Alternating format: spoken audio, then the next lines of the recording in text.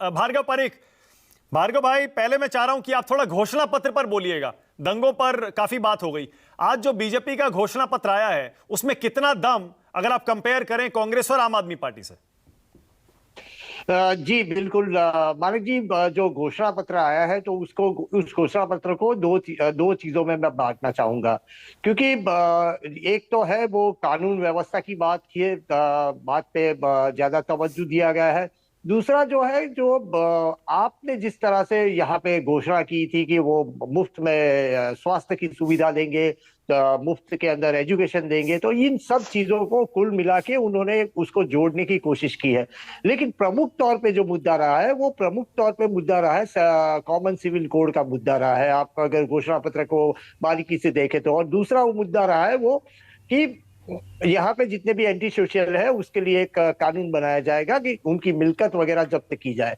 लेकिन घोषणा पत्र में का दूसरा पहलू भी आप देखिए कि जो चीजें आपने यहाँ पे कही है अपने घोषणा पत्र में, उसका काउंटर करने की पूरी कोशिश है। जैसे केका शास्त्री एजुकेशन ट्रस्ट की बात की है जिसके अंदर लाखों रुपया भेजे जाएंगे, नए स्कूल बनाने की बात की है जिसके अंदर 100 करोड़ रुपए के निवेश की बात की गई है। पीएसयू मतलब पब्लिक हेल्थ सेंटर जो बने हैं तो उसके अंदर उसके सुधार की बात की गई है। तो ये जो है मामला पूरा, ये दिल मांगे मोर वाला मामला है। जो एक एड आती है दिल मांगे मोर, तो एक हर एक आदमी को, जैसे मैं बताऊं कि मैं पहले एक जमाने में के अंदर टू व्हीलर पे घूमता था, तब मुझे लगता था कि मेरे पास एक कार होनी चाहिए। कार आने के बाद मुझे लगता है कि भाई मेरे पास एक अच्छा सा घर होना चाहिए। वो घर आने के बाद लगता है कि बड़ा घर होना चाहिए। तो ये आपने गुजरात के अंदर सब कुछ दे दिया, आपके मुताबिक भाई रोड दे दिया, रास्ता दे दिया, विकास दे दिया, ये सब कुछ दे दिया। अब दिल मांगे मोर वाली बात है यहाँ पे।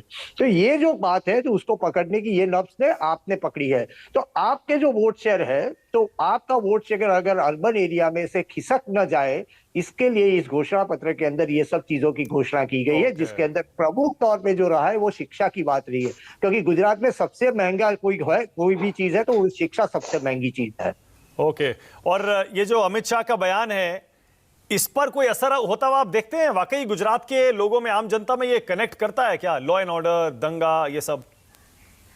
जी मानक जी, गुजरात को अगर मैं आपको मैं दूसरी तरह से दिखाना चाहूंगा पूरे मामले को। 2002 की बात को काफी पुरानी हो गई है, काफी लोगों के लिए भी पुरानी है। 20 साल में साबरमती में बहुत सारा पानी निकल गया है, मगर गुजरात के लोगों को ये बात काफी हद तक कनेक्ट करती है।